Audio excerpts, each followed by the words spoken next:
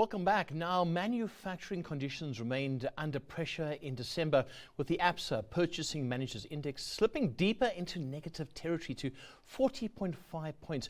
The weaker reading was largely driven by sharp declines in inventories and employment, even as new sales orders were broadly unchanged and business activity showed signs of improvement, though still well below the 50 mark. Sello Sekele, economist at Absa CIB, joins us now to unpack the data and what it signals for the manufacturing sector's outlook for 2026. Sello, hi, good to have you on the close this evening. What's going on? I mean, 40.5 points, that's a very low number, isn't it? Yeah, it's a quite discouraging number.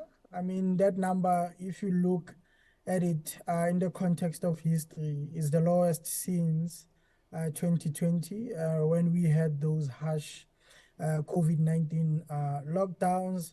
I mean, if you look at what drove the weakness, it was broadly, all the sub-indices, but two stood out. One is inventories. Those fell by a lot, and we also saw employment also falling quite sharply.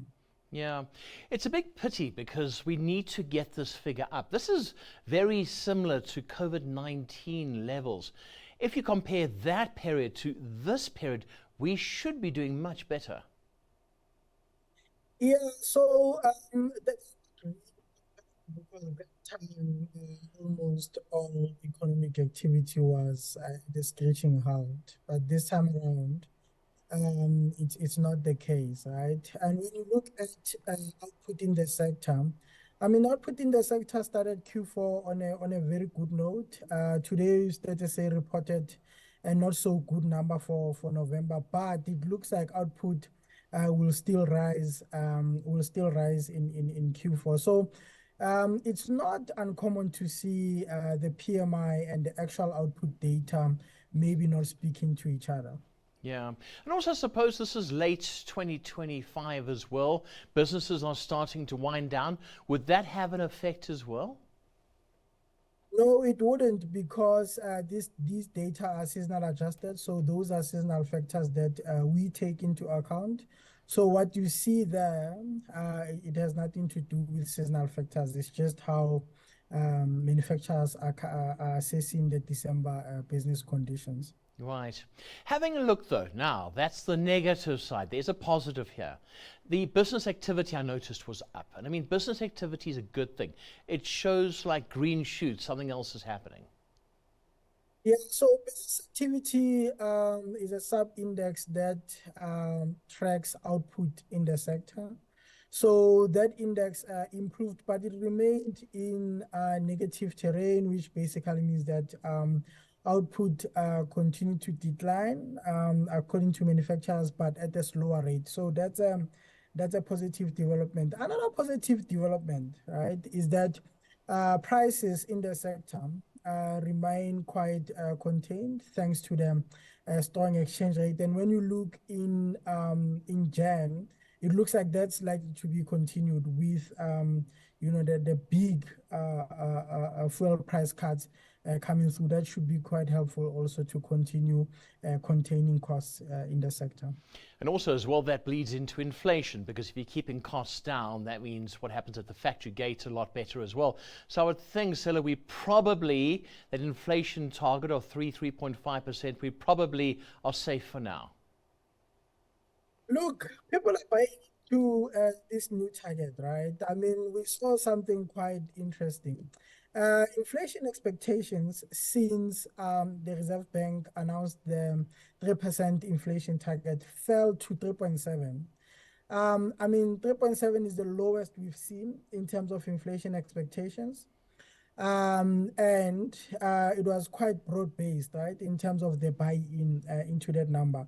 And what's interesting is that it's what the Reserve Bank actually expected for Q4, right? Okay. So people are buying into this new inflation target. And it looks like when you look at inflation for this year, right, The risks are in a direction of us lowering our inflation forecast closer to 3 from around 3.5 because of the strong exchange rate that we've seen and because of inflation expectations that are falling. So yes, it looks like we're quite safe. Yeah. Right, let's go back to the PMI now and some sort of factors that could be affecting this. We've got this 30% tariff from the United States. Are these international tariffs or the US's tariff, is that affecting us? Is it also pushing things down a little bit? Yes, it is. So when you look at the PMI reading, especially since the hefty tariffs were announced, manufacturers continue to cite that as partly the main driver of weak demand. So yes, we are seeing effects of that. But if you look broadly, right, at our merchandise trade numbers, it looks like South Africa is finding other markets. But it's not to say that the US is not an important market for South Africa, but we are coping better than what we had initially feared around April. Yeah, all right. So just to wrap up our conversation, how are we looking for the next 6 months? Because that's where we were, where are we going? Yeah, so we are quite positive about the momentum of economic growth coming into this year. As I said, the inflation story is good. When the inflation story is good, it means rates are likely to come down faster than what we had thought before we went for the Christmas break. In fact, the market is pricing in 2 rate cuts for this year, right? So those sort of factors should support economic activity. And when you look at export commodity prices, for example, those are doing quite well. PGMs, right, are up by about 30% since the start of December.